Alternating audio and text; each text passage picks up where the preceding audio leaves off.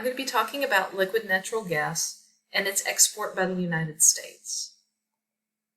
Natural gas has been utilized for centuries, but the United States history with it is a lot more recent than that.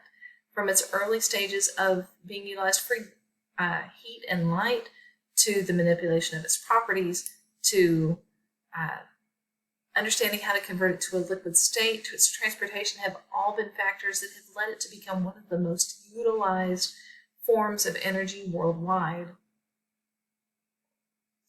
But first, simply, what is liquid natural gas? Liquid natural gas is simply natural gas that's been cooled down below its boiling point of negative 256 degrees Fahrenheit, and it's condensed down by over 600 times to a much smaller volume that's a lot easier to transport as well as safer. And since it has the same chemical makeup as natural gas, it is still a cleaner burning fuel than coal or oil. The history of liquid natural gas goes back to around 1866, when chemists began to discover how to liquefy methane. They continued to manipulate liquid natural gas until they were finally able to liquefy the last component, which was helium, in 1908. In 1918, it was the first time they mass-produced liquid natural gas for export in order to assist the Allies in the First World War. In 1940, the East Ohio Gas Company built the first full-scale commercial liquid natural gas plant in Cleveland, Ohio.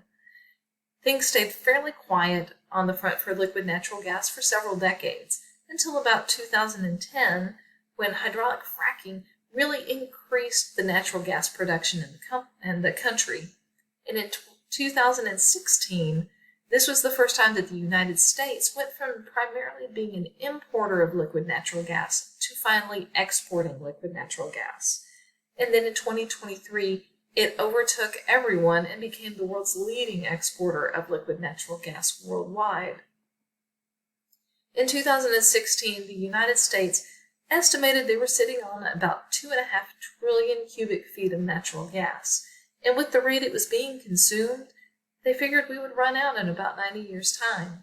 But fast forward to 2021, they discovered that the proven reserves underneath the United States contained closer to 624 trillion cubic feet of natural gas.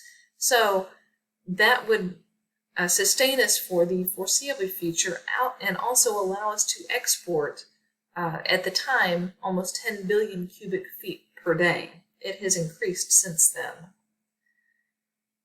The United States export capacity in 22 was sitting at just shy of 14 billion cubic feet per day.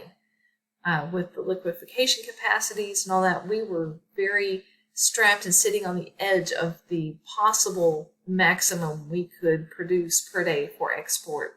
But fortunately, there are at least 3 facilities that are currently in production under construction to be released for production in 2024 and 2025. These 3 facilities combined should increase our max export capacity by almost 6 billion cubic feet per day.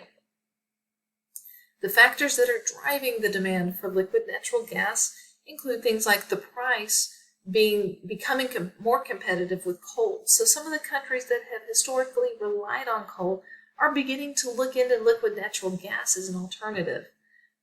Global circumstances like the war on Ukraine have also been big drivers for the demand for liquid natural gas.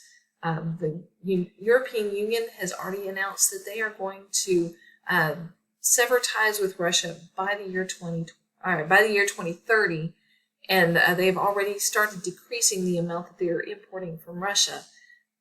But with that gap also comes a need, and so they are importing from other countries, including the United States. They're looking for several countries to satiate this demand, but the big thing for them is flexibility. Their demand comes from different locations daily, so they need companies that are willing to locate or deliver at different locations depending on where the need arises. Regulations are just part of the deal. The United States government likes to make sure that they are keeping control of several of their resources like natural gas. And it comes from all levels, but some of the federal regulations that come into play are they come from the Department of Energy, and they are under the Natural Gas Act. So some of the things they consider are for their exports are things like, is this a free trade country?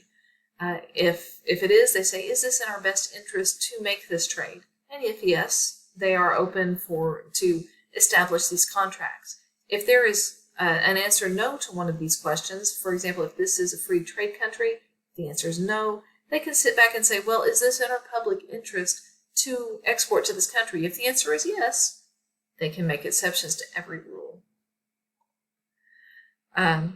Some of the upcoming regulations they hope to put into effect are things like requiring new facilities to incorporate carbon capture and incorporation of renewables. They're aiming to reduce greenhouse gas emissions and shoot for a goal of zero greenhouse gas emissions by 2050. So with all of this, the United States has a strong immediate future in exporting of liquid natural gas. The next 5 years project increased demands, but some of the questions that arise are, will renewable energy step up to take some of that demand for natural gas? Will the world economy shift more towards renewable, or are they going to kind of stay the course of what they've already done? So I still think that the United States has that strong immediate future with this particular fossil fuel, and I thank you for your attention.